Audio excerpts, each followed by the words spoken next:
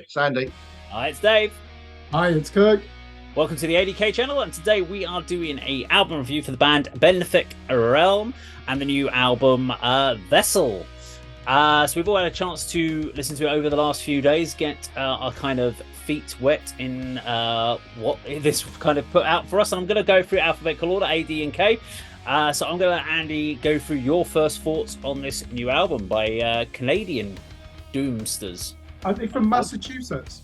I don't know. I thought it was Canada, but I could be wrong. They're from Massachusetts, so yeah, it's. I apologise. I get it wrong. When do I ever get it right? So, come on, I just make shit up as I go. Massachusetts, Canada.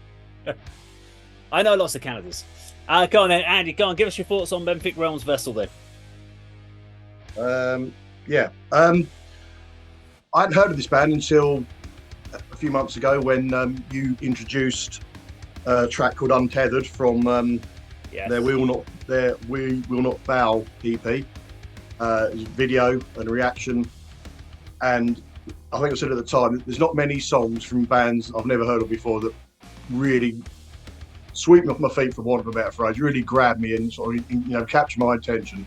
And I think you said at the time, you could see I was smiling ear to ear through every minute of that song. That was my introduction to this band, and I was very pleased that in our discussions you said you were speaking to Krista and we might get early sight of this album, and I've given it a couple of listens this week, and I really like it. I mean, Kirk will put some meat on these bones, I'm sure, but for context, they're a female-fronted traditional doom band. The location we've already discussed, it's get your money's worth. If you're buying this, you're certainly getting your money's worth. There's 10 songs, 8 real tracks. None are under 6 minutes. There's a couple of 9-minuters in there as well. It's the sort of thing I love all day long. I'll let you talk about the intro and the first song, because I'm sure you've got a point to make up on that. But first song proper is my favourite of the album. It's called Traitors Among Us. There's at the beginning like a low guttural roar and some sort of death metal style growly rasping vocals, which I would like to hear more of. I don't think there's any more on any of the other tracks, but I'd like to hear more of that. I thought that was really, really good. It's got a single note sort of intro riff. And I'm going to steal a phrase from friend of the show, Dave Runham of Lowdown. When we were speaking earlier in the week, he described his band's music as sort of chin out, head back, nod along. And that's how I describe this song and many others on this album. As I really, really enjoyed it. There's, 8 songs. One of them is like an acoustic sort of middle section interlude, which kind of breaks things up a bit. One sort of other thing I want to just talk about is the song called Veiled Embrace. With the second of this starting, I immediately thought of a track by my favourite band, Two Winters Only, by My Dying Bride, from their 1995 album Angel in the Dark River. Sort of very single note, clean guitar sort of riff with vocals over the top, and even the format and the structure of the riff is I'm sure it's not intentional, maybe influenced by, but it sounds very, very much like that song, which is a great track from that band. It's really, really pleased to get early sight of this. I thought it was absolutely fantastic. Really, really enjoyed it. Okay. For me, so I like a bit of Doom, but that's probably how I would put it, a bit of Doom, like one track here or there, and I'm more of the groove Doom bands, more like the Corrosions of Conformity, a bit more stodgy, a little bit more up-tempo, so doing a full album was a challenge for me. There were lots of things to like about this, though. Yes, it was an intro, Raise the Banners, dramatic intro track. I did quite like, I think there was a bit of a solo going over in it. Actually, no, that's more on the second one, but there was, it kind of reminded me, like, there was this weird eerie vocal that she does, and she does it on a lot of the tracks, which reminded me of another band we talked about, which was a band called Drain STH, which also, it's almost like you've got Benthic Realm and Drain STH are distant cousins. Go back down their linear tree and you get to their great-great-great-grandfather, i.e. Black Sabbath, and you can see that they're all coming from that same family tree. They've just gone in slightly different directions, but you can hear the DNA in their kind of songwriting. I didn't mind the intro, but as I said, I'm not a fan of intros, instrumentals on albums. I'd just get to the point or tag it on because I don't see the purpose in them. And I'll say the same about the little track Set Adrift, which is a little bit of an interlude thing. Don't see the point in it. I'm sure there was a reason for it, but I want to get out my negatives, and that was my only 2 real negatives about it. Track lengths, 8-9 minutes long, didn't feel that. It felt fine. I kind of got into it. Not a problem with those. For me, on the first one, Traitors Among Us, the thing I really liked on there was during the solo. The solo almost sounded like it was being done by a violin. It was a really interesting guitar tone. So it almost sounded like when she was playing through some of the single note melodies, like it was the bow was going back and forth, which I thought was really cool.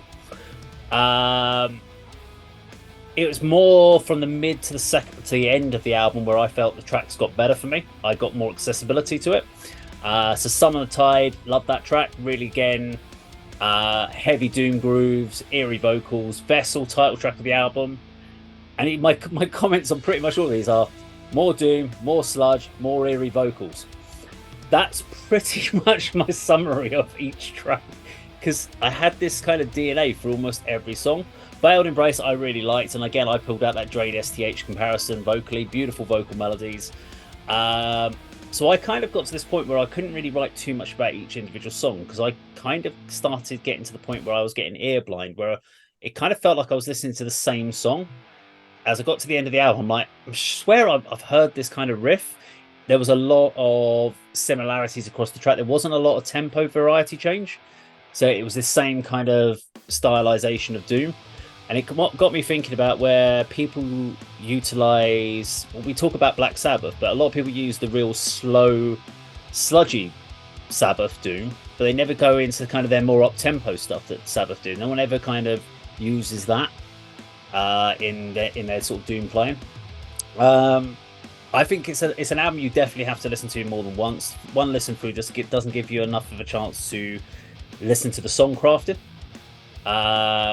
It's got all the classic elements of doom, so apparent riffs that repeat for me too many times, which I've always said about doom. It's like, okay, yeah, we've heard this riff 20 times in a row, can you move on to the next one? Whereas more hard rock stuff is kind of 4 bars and you move on to the next, and that's why these songs are like 8-9 minutes long. So I think that's the challenge for getting anyone into doom, is it's more than what an average rock or metal listener will be able to get into. But if you're a doom fan, this is a great album, and there were definitely elements of this that I really enjoyed. Gritty production, but very tight as well, so it didn't sound overproduced, which we can definitely hear in some of the productions stuff that's come through. It feels a little dry, a little bit compressed. This one still had that gritty element, and but it felt like it was almost done in live takes, not individuals. It almost felt like they were all in a room, just played it and got a really good recording. I think for me, if I would have done this myself, I would have actually done this as a 2 4-track EPs and split it across the year and dropped it in 6 months to give, because there is a lot of similarities between the tracks for me as an average listener who's not a big doom aficionado, if that's how you say it. But I would think if you'd done 4 tracks and then 6 months later dropped another 4 and done 2-part EP, I think it would work personally better. But as a whole piece of work, I actually really enjoyed it. Kirk, over to you. Dave, sorry, just before we move on, did you think the intro would work on it as a standalone track if you was to say, you know, we had this discussion about whether it would work on like a streaming shuffle? I mean, it does lead into the following song, and it could work if they were merged together. I think if this came up on a Spotify shuffle, it's interesting enough to make you want to check out more about the band. Right. Because there's a little bit of an eerie vocal bit coming through. It's not just a standalone, like we talked about with the Sentient thing, which feels like it's building up to a track. This doesn't necessarily feel like it's building up to launch into a song. Whereas the Sentient one we talked about does feel like it's an intro track. This felt like it was an instrumental piece. So I kind of almost gave that a pass from my heavy criticism that I always give for that. But yeah, no, I quite enjoyed it, and I don't think it's a problem for that to be on a Spotify shuffle. Over to you, Kirk. I'd be horrified if bands were writing albums with Spotify in mind and how people consume music, and we shouldn't do this because it won't get picked up on a Spotify algorithm, or if we're on a shuffle playlist, this is going to lose us followers. If you start doing that and second guessing the listener, give up. Because to me, metal is about an album experience. And this certainly is an experience. It's nearly 1 hour, isn't it, in length? And I have to say, this blew me away, this record. And the vocals, let's just start with that. Krista Van Gilder, she, to me, sounds like a self-trained singer who's just found her own voice, and she's worked out how to do all the great techniques. Because, for example, in most choruses, she has this emotive approach where she'll let the words towards the end of the bar linger in vibrato, and it works really well. A lot of the grunge singers who were self-taught did that as well in the late 80s and 90s. And I know we keep calling this doom metal. It certainly is heavy enough to be doom metal, isn't it? That guitar tone is hostile. It's frightening. Yeah. I definitely picked up similarities with Drain STH, but what I would say about Benthic Realm, Drain STH were on a major label, and they would have been under pressure to release singles that in the late 90s could be played on radio. Benthic Realm do not have those pressures, so therefore they've made the guitar tone very ugly. You'd find it difficult to play this on radio. It is so heavy and so thick and sludgy, isn't it, the texture? I agree, track number 2, Traitors Amongst Us, is clearly a standout song. Another thick dirge of fuzzy doom metal, but I really do enjoy the juxtaposition between the death metal vocals and then that heroic singing in the chorus, which always has a sense of anguish to me. And it just punches you in the guts, doesn't it? It's only 60 beats per minute, almost every song on here, but there are some that are more like an agitated version, a heavier version of the classic grunge bands.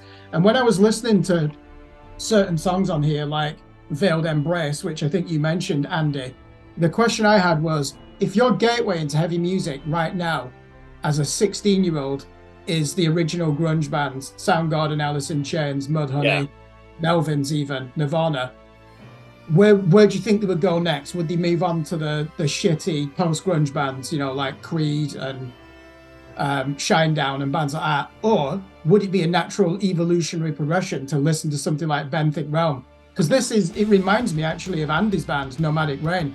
You've got a doom metal format, and this is clearly going to be music that people who don't normally listen to this genre can enjoy, and it's got to be because of those glorious vocals.